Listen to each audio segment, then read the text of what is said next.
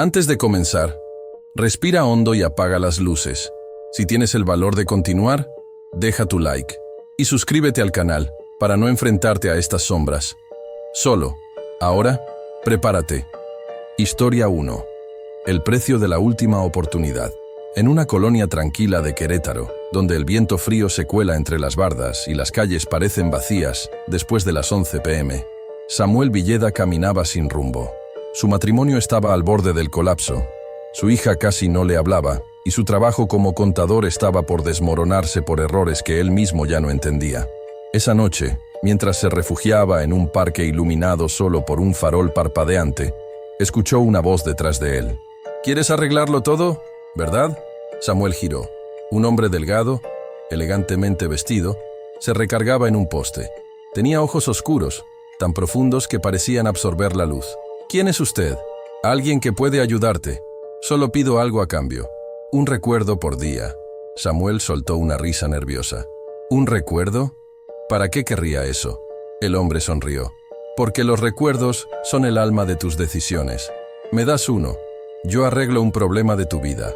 Hoy mismo». Samuel dudó. Pensó en su esposa, en su hija, en su trabajo, y cometió el error de decir: «Está bien, acepto». La figura extendió la mano. «Entonces, dame tu primer recuerdo».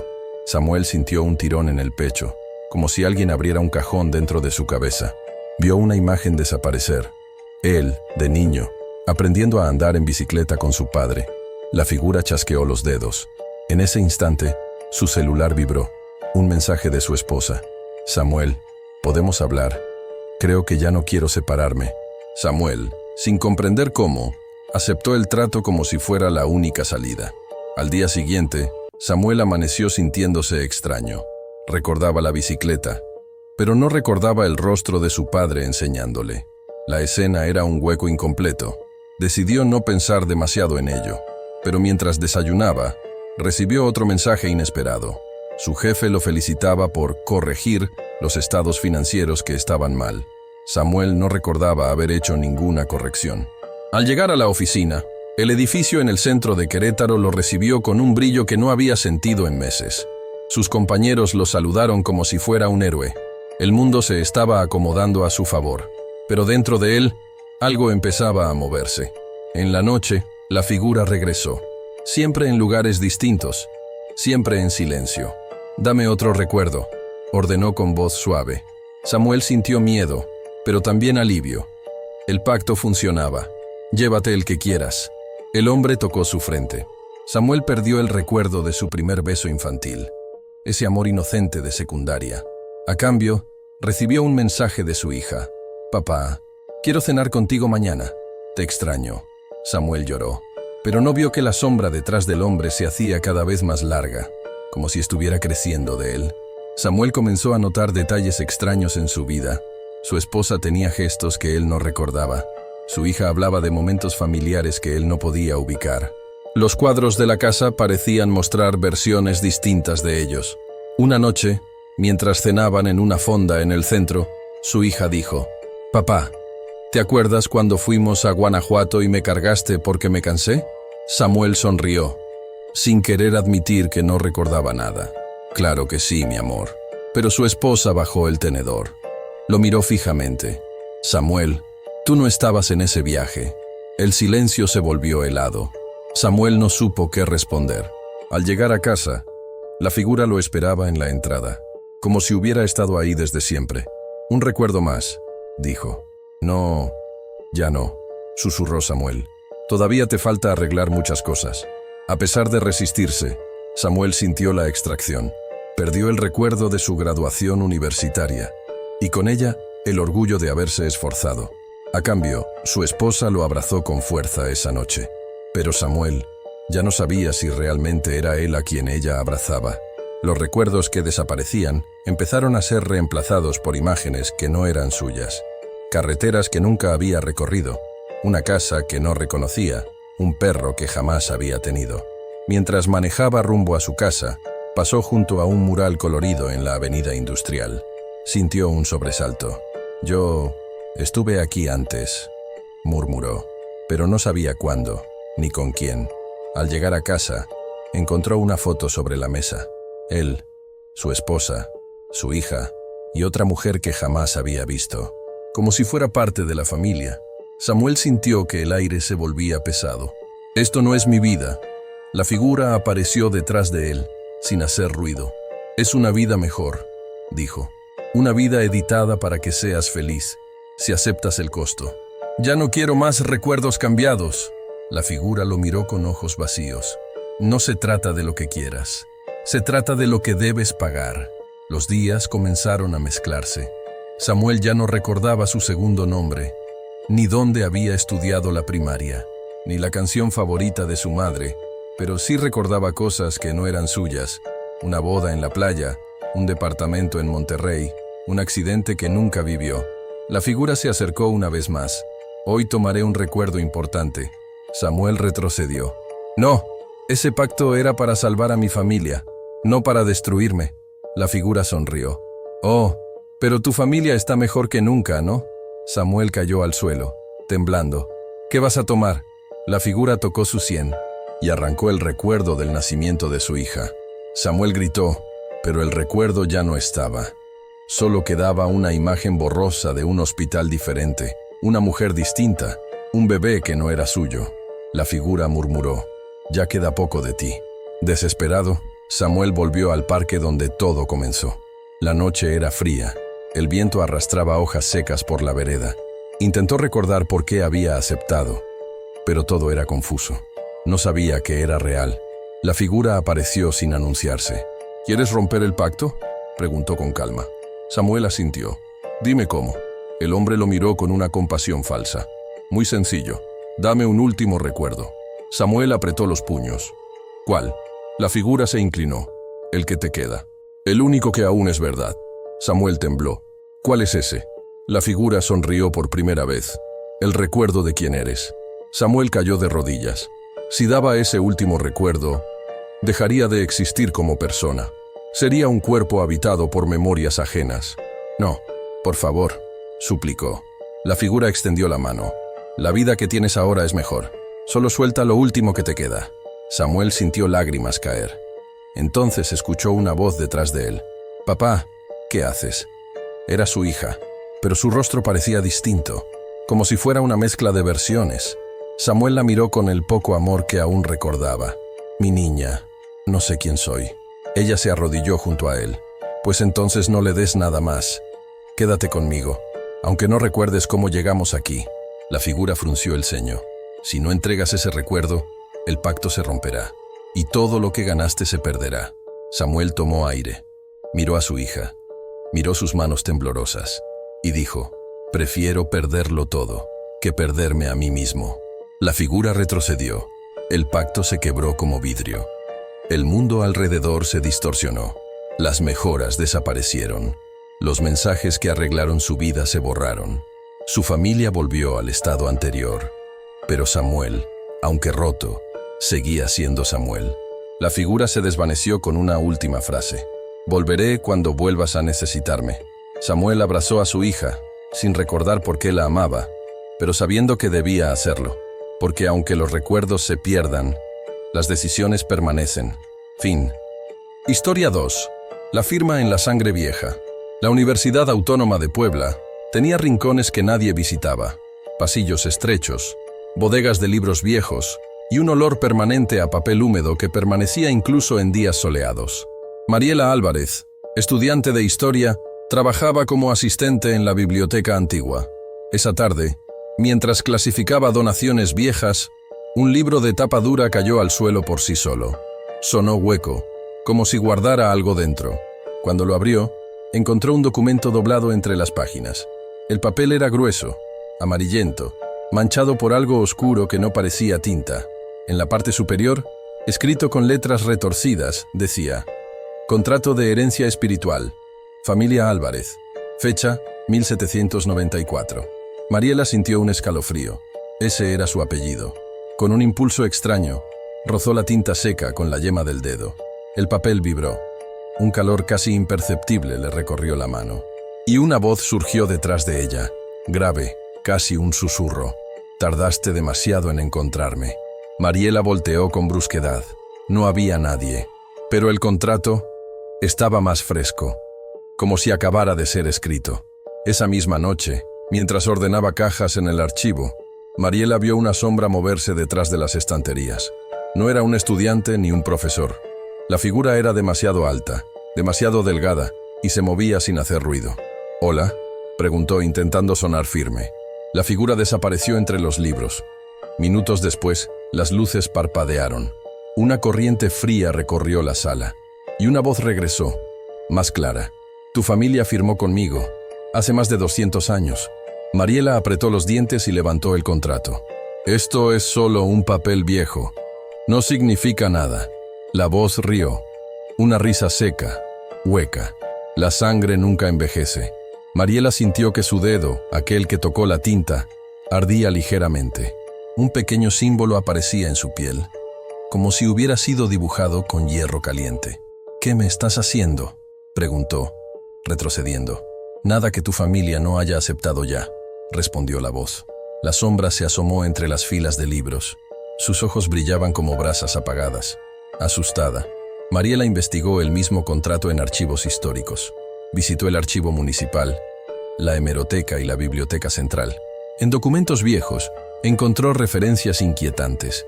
La familia Álvarez heredó un pacto de protección a cambio de un pago futuro. El pago deberá ser entregado por la primogénita de cada tercer siglo. El acreedor reclamará lo suyo cuando la marca aparezca. Y lo más perturbador, un dibujo del símbolo que ahora tenía en el dedo.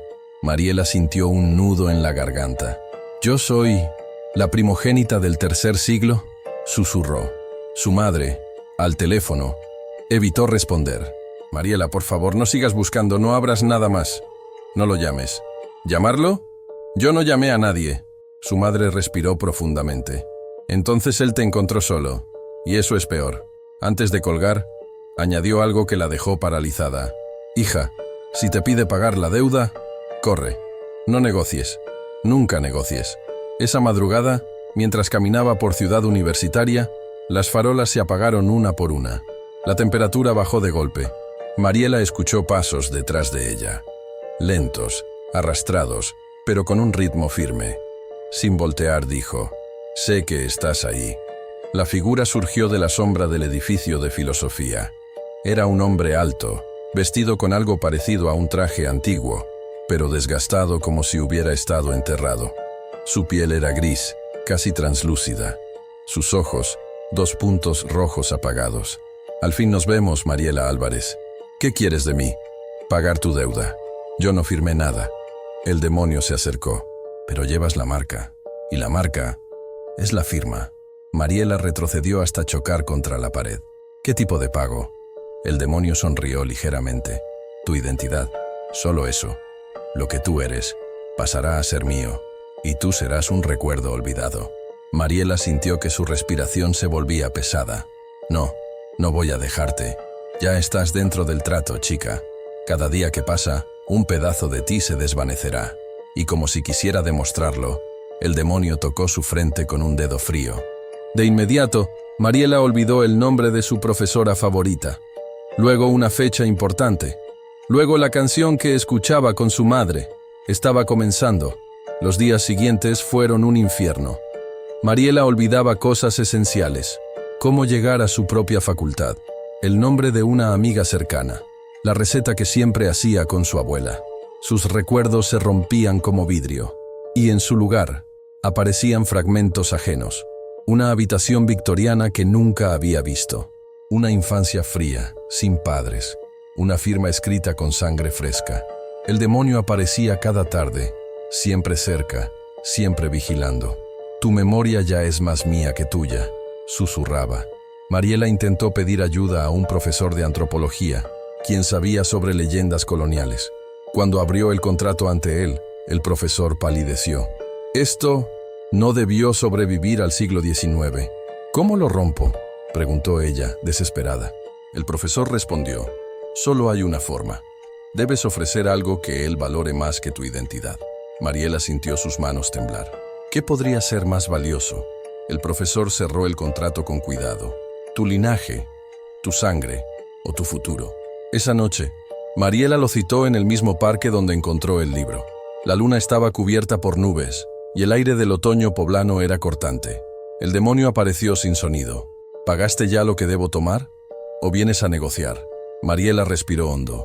Quiero cambiar los términos. El demonio rió. ¿Tú?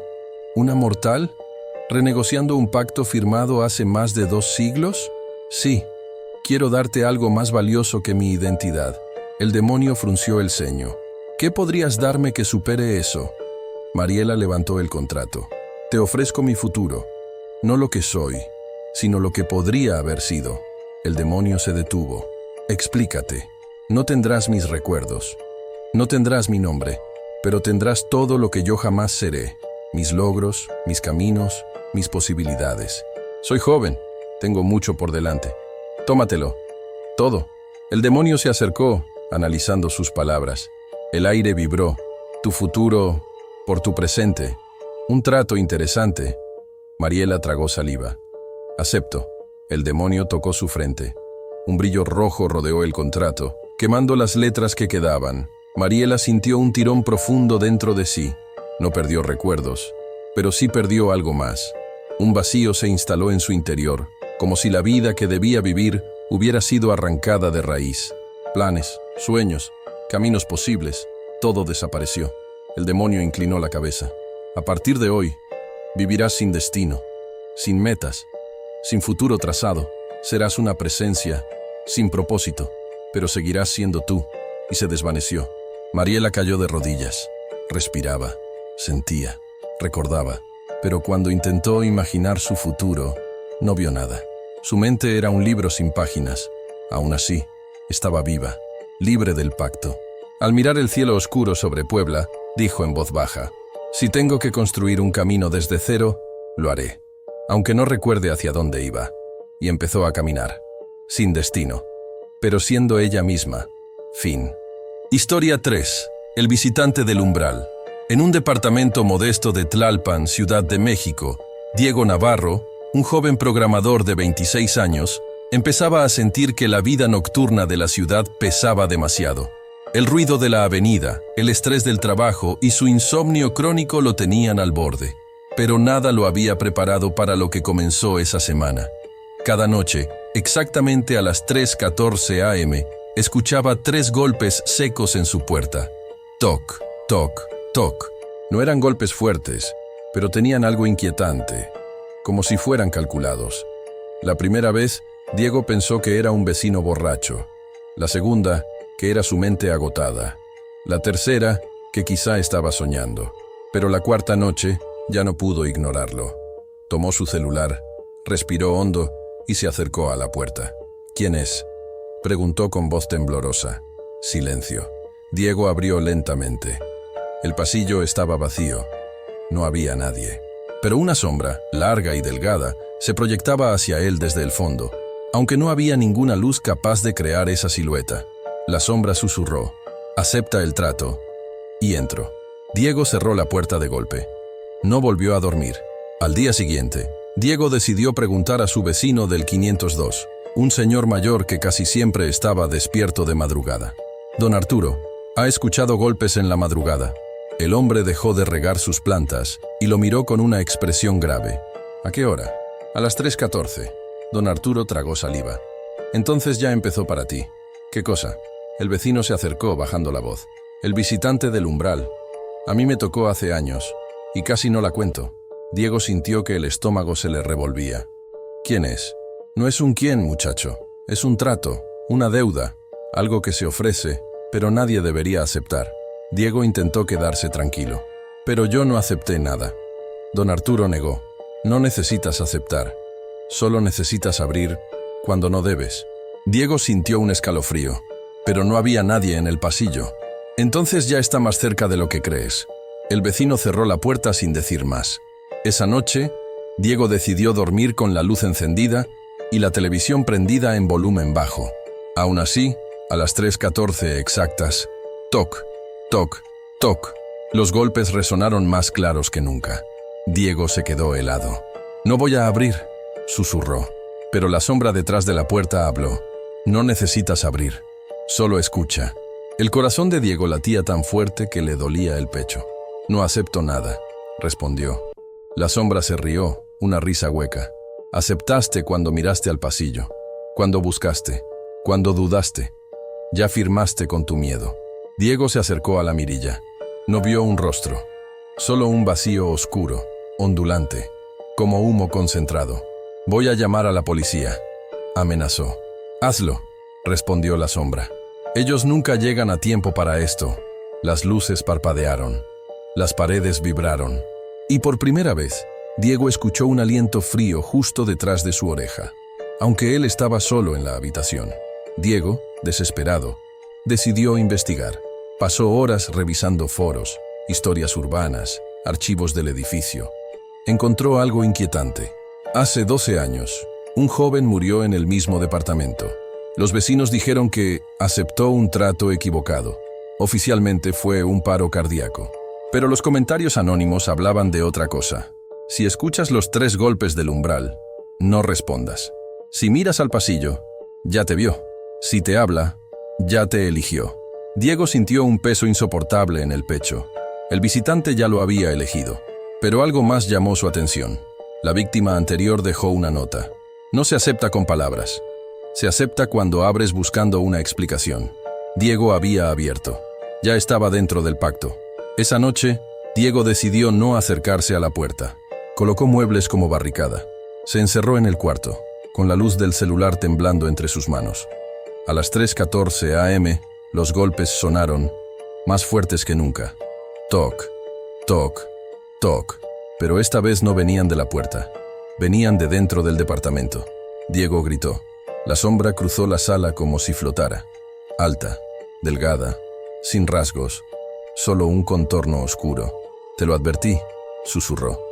«Yo entro cuando el trato está hecho». Diego retrocedió hasta la pared. «Yo nunca acepté». La sombra extendió un brazo largo. «Imposible. Aceptaste cuando dudaste, cuando tuviste miedo, cuando abriste la puerta buscando creer en algo. Ese es el verdadero trato. Tu voluntad se quiebra, y yo entro». Diego sintió como el aire se volvía más frío, más lento, más pesado. Sus recuerdos se nublaban. Su nombre propio comenzaba a sonar ajeno. La sombra se inclinó hacia él. «Ahora, déjame quedarme contigo». Diego cayó al suelo, temblando. Cada pensamiento era más borroso que el anterior. Recordó las palabras del vecino. «No negocies». Pero Diego no iba a rendirse. «¿Qué quieres de mí?», preguntó forzando la voz. La sombra respondió. «Quiero tu espacio, tu umbral, tu vida. Las noches que no duermes son mías. Entonces, te doy otra cosa», dijo Diego, respirando con dificultad. La sombra se detuvo. «¿Qué ofreces?». Diego apretó los puños. «Mi miedo». La sombra pareció confundida. «¿Tu miedo?». «Sí, te lo doy. Todo. Llévatelo». «Si no puedo sentir miedo, no puedes entrar más». Por primera vez, la sombra retrocedió. El cuarto tembló. El aire se cortó. «Eso rompe el ciclo», dijo la sombra, con rabia contenida. «Sin miedo, no tengo umbral». Diego cerró los ojos. «Entonces llévatelo. Todo». Un estallido silencioso llenó el departamento. La sombra absorbió el miedo de Diego y desapareció. Las horas siguientes fueron un vacío. Diego se levantó del suelo sin temblores, sin sudor, sin angustia. No sentía miedo, nada de miedo. Podía caminar por la noche, podía asomarse al pasillo, podía mirar la puerta abierta sin inquietarse. Estaba libre del visitante, pero también de algo más. Cuando vio un coche frenar de golpe en la avenida, no sintió alerta. Cuando casi se cae por las escaleras, no sintió peligro. Cuando un perro callejero lo amenazó, no retrocedió. Su instinto de supervivencia había desaparecido junto con su miedo. Esa fue la verdadera consecuencia. Diego entendió entonces la realidad del pacto. No le quitó la vida. Le quitó la capacidad de protegerla.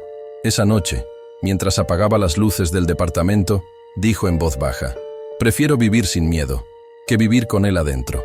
Pero en el reflejo de la ventana, por un segundo, vio la sombra mirándolo desde atrás, como si esperara a que Diego necesitara miedo otra vez. Fin. Historia 4. 9 susurros. Antes del alba. El Hospital General de Guadalajara, de noche, parecía otro lugar. la luz tenue, las máquinas pitando a intervalos irregulares y el olor a desinfectante mezclado con humedad creaban un ambiente que solo los trabajadores nocturnos conocían de verdad. Luciana Treviño, enfermera de 29 años, llevaba 5 años trabajando en cuidados intensivos.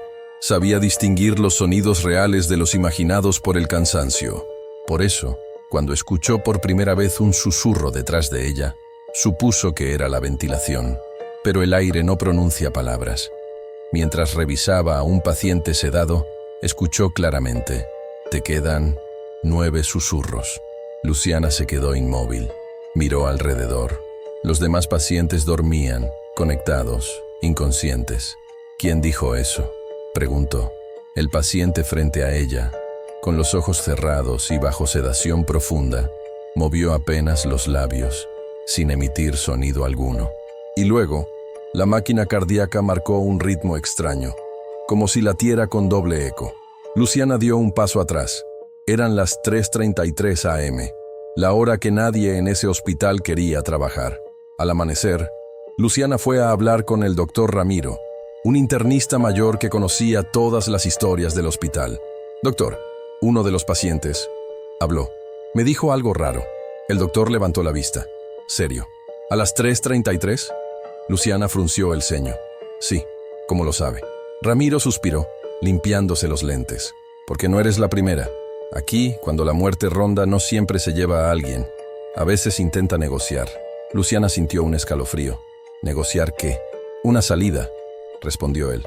«El límite entre este mundo y el otro es más delgado a esa hora. Y los sedados son como antenas. No hablan ellos, hablan a través de ellos».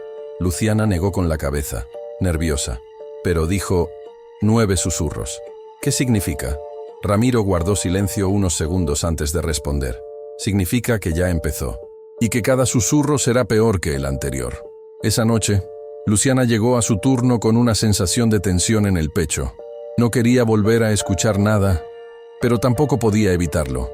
A las 3:33, la sala se volvió más fría. Sus dedos se entumecieron. El paciente del cubículo 7, un hombre joven en coma, movió los labios. Luciana se acercó, obligándose a ser valiente. El segundo susurro salió de su boca, pero no era su voz. 8 susurros, para elegir. Luciana dio un paso atrás. Del cubículo de al lado, una mujer mayor sedada murmuró: 7 susurros, para abrirnos la puerta. Luciana sintió mareo.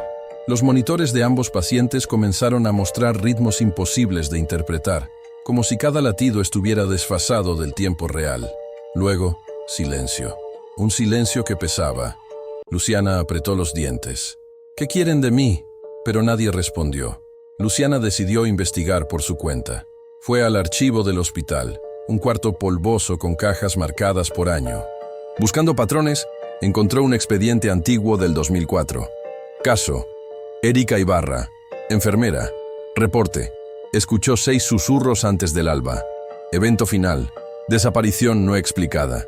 Luciana sintió que el corazón le golpeaba el pecho. Encontró otro caso. Caso: Rodrigo Ledezma, residente.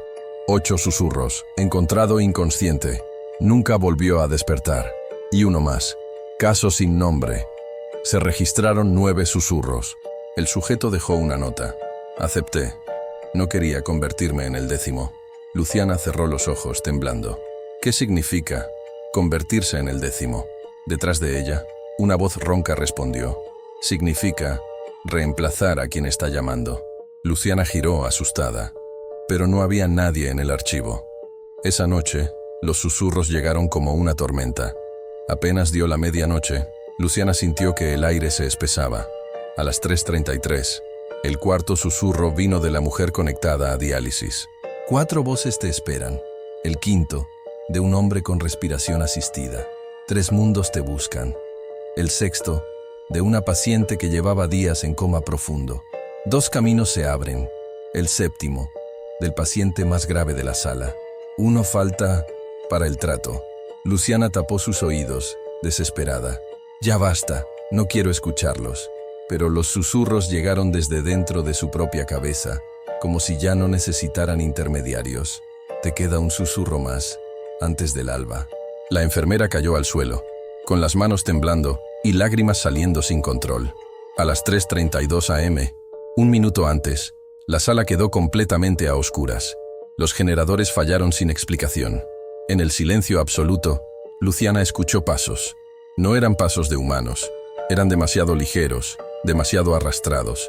La sombra de una figura delgada se formó en el fondo de la sala.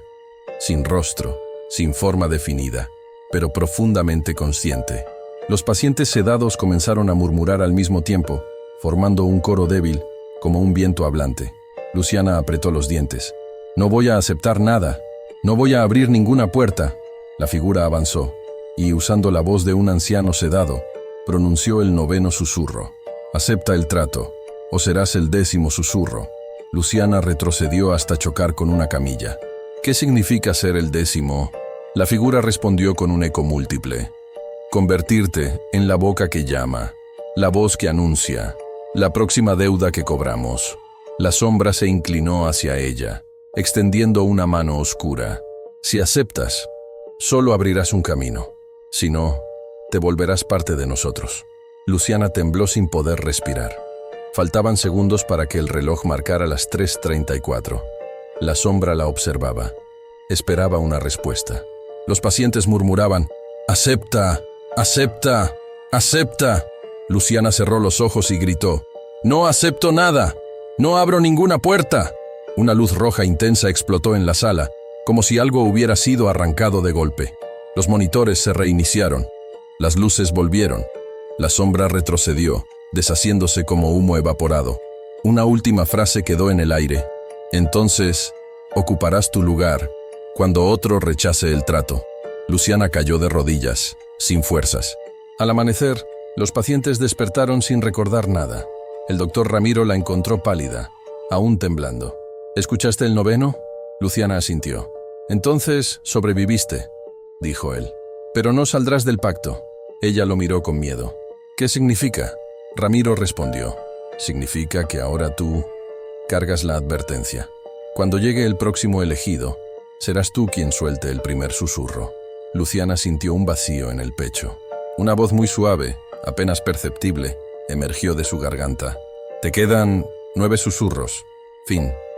Historia 5. El demonio del espejo roto. En una casa antigua de San Luis Potosí, donde las paredes conservaban las marcas del tiempo y el viento nocturno aullaba entre las rendijas, Héctor Salgado, de 32 años, recibió una herencia inesperada. Un espejo viejo, con marco de madera oscura tallado a mano. Era de su abuela, y según la nota que acompañaba al objeto, «Nunca dejes que se rompa, y nunca lo mires demasiado tiempo». Héctor se rió, pensando que era una de las supersticiones familiares que siempre rodeaban a su abuela. Esa misma noche, mientras intentaba colgar el espejo, este resbaló. Crash. El vidrio se rompió en 6 fragmentos grandes. Justo cuando Héctor se agachó para recogerlos, vio algo imposible. Su reflejo. Sonrió antes que él. Héctor se quedó helado. «No, esto es estrés», murmuró. Pero mientras levantaba los pedazos, el reflejo volvió a moverse, independiente de él, y susurró: «Gracias por abrirme la puerta». Los días siguientes se volvieron inquietantes. Cada mañana, al pasar frente al espejo roto apoyado en la pared, su reflejo hacía cosas que él no hacía. Si Héctor parpadeaba, el reflejo lo hacía medio segundo después. Si Héctor levantaba la mano, el reflejo tardaba más, como si imitara torpemente. Si Héctor se alejaba, el reflejo seguía mirando fijamente, aun cuando debería estar viendo al frente. Una noche, mientras cenaba, escuchó un golpe seco desde el cuarto donde guardaba los fragmentos. Héctor se armó de valor y entró. Los pedazos estaban alineados en forma de círculo en el piso, y su reflejo, en cada fragmento, movía la cabeza con ansiedad, como si intentara liberarse del vidrio. «No estoy loco», murmuró Héctor. El reflejo habló. «No, solo estás cansado y listo para cambiar lugares». Héctor dio un salto hacia atrás. «¿Qué eres?». El reflejo sonrió. «Soy lo que fuiste y lo que puedes ser si me dejas salir». Desesperado, Héctor decidió investigar el origen del espejo. Encontró el diario viejo de su abuela, escondido en una caja de madera. Algunas notas decían: «El espejo no es un objeto, es una puerta. La cosa detrás del vidrio no es nuestro reflejo. Promete libertad, pero toma identidad. Jamás lo rompas. Si se rompe, él intenta salir. Héctor sintió un escalofrío que lo recorrió completo. En otra página encontró un dibujo. La silueta de una figura con ojos vacíos, atrapada en un fragmento de vidrio. Y debajo, una frase. Si te habla, ya te eligió. Héctor cerró el diario de golpe. Demasiado tarde. Desde la repisa, uno de los fragmentos vibró. Su reflejo apareció, aún sin estar frente al vidrio. Ya estás dentro del pacto, Héctor. Susurró la figura dentro del cristal. Solo falta que digas sí. Héctor decidió dejar de mirarse en cualquier superficie. Tapó los vidrios rotos con trapos. Desconectó el televisor apagado para evitar su reflejo. Cubrió el microondas, las ventanas y hasta la pantalla del celular. Pero su reflejo encontró otras formas de aparecer. Mientras lavaba los platos, notó que el reflejo en el agua no coincidía. Mientras pasaba frente a una ventana, la sombra dentro del vidrio lo seguía con los ojos. Una madrugada, al despertar, vio algo aún peor. Su reflejo estaba sentado al lado de su cama, sin espejo, sin vidrio. Solo ahí, observándolo. Lo estás haciendo más difícil, Héctor, susurró el reflejo. Si tú no entras, tengo que salir por mi cuenta. Héctor retrocedió contra la pared. No quiero tu trato. El reflejo inclinó la cabeza. No lo entiendes. El pacto no es para mejorar tu vida, es para reemplazarla. Los días se volvieron confusos. Héctor empezó a olvidar cosas simples, como el color de su coche o el nombre de un amigo. A veces, su sombra se movía un segundo después que él. Otras veces, se movía antes. Una tarde, mientras caminaba por el centro histórico de San Luis, vio su reflejo en una vitrina, y estaba más cerca del vidrio que debería, como si intentara empujar desde dentro. Héctor sintió que algo dentro de él fallaba. Al llegar a casa, encontró los fragmentos del espejo acomodados formando una silueta humana. El reflejo, ahora más claro que nunca, lo observaba con una expresión brillante, casi feliz. «Ya falta poco», dijo. «Ya casi no sabes quién eres». Héctor se tocó la cabeza, mareado. «¿Qué me estás haciendo?», el reflejo respondió. «Desarmándote, para poder armarme». Héctor sabía que no podía seguir así. Buscó un sacerdote, un santero, una parapsicóloga. Nadie quiso entrar a su casa. Finalmente, regresó al diario de su abuela. En la última página había un ritual escrito a mano.